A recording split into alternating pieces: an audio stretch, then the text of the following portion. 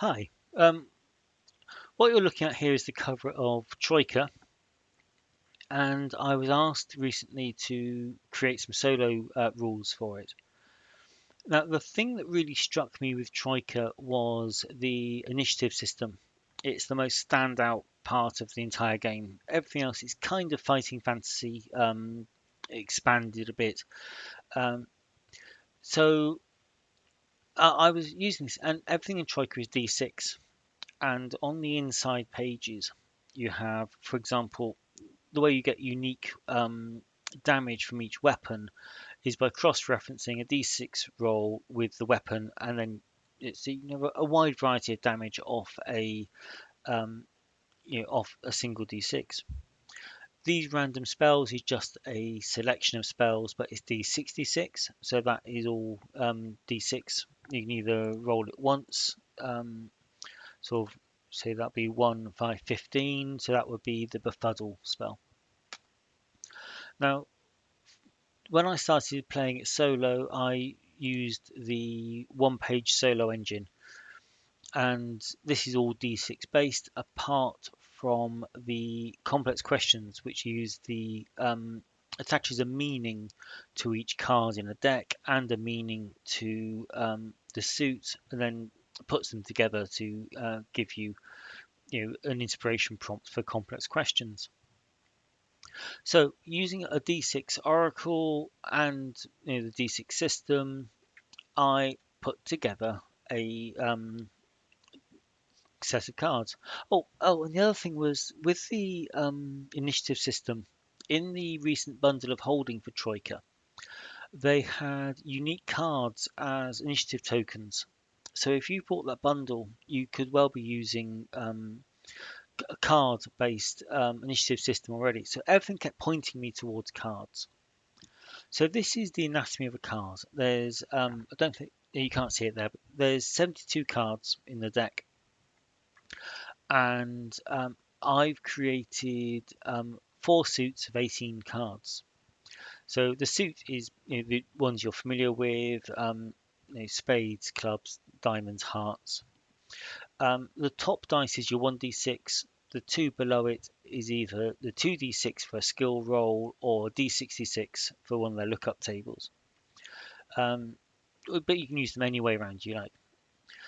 This magical and seeking here, that is the one-page oracle complex question system in place there, and then below that is the yes/no, um, uh, the sort of simple question oracle, and then below this we've got some troika specific oracles. Now, every enemy in the book has this kind of mean, which is kind of like their mental state. Now, that's fine if you're using enemies straight off the out of the book, but if you wanted to apply that to an NPC, you don't get any guidance. So here I've inserted 72 options inspired by the book. Now, backgrounds are a bit like professions or character classes, and they're what your character, where it comes from before you start play. Um, there's 36 in the book, and I know there are loads of third-party ones.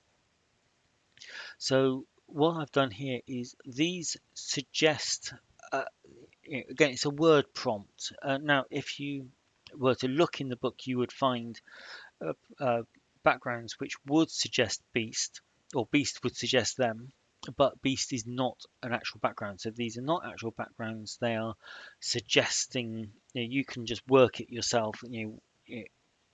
If this person has a background relating to beast, that could be some kind of hunter. It could be the beast itself. But um, it, you can make any kind of mental association with that at all. And the same works for the magic. This is not the name of a star. It is more of kind of a magical effect. So that could be something to do with kind of the night or kind of astrology, and you can use it with what kind of if there's an NPC about to perform some magic, or you found some kind of artifact that's you know, going to have a magical effect, you can just use these as prompts. So that's basically the cards. Now we're looking at an ace here. I said there's 18 cards per suit. What I've done is inserted 5 more named cards. So the B is for bishop, king, vizier, queen, courtesan, joker. Sorry, jack. That's the jack. Um, that's the maid, and that's the soldier. Now, having 18 cards per deck, you've got 9 numbered cards and 9 named cards. So that in itself becomes a D2, just a binary. Is it a picture or is it a number? The suits maintain the one-page Oracle sort of realm of influence. So the suit has meaning, the name has meaning, the dice have meaning, and then you've got the oracles here. So that is the Oracle deck. Though it's available as PDF at the moment, and you can print it yourself. I would suggest when you're going to print, if you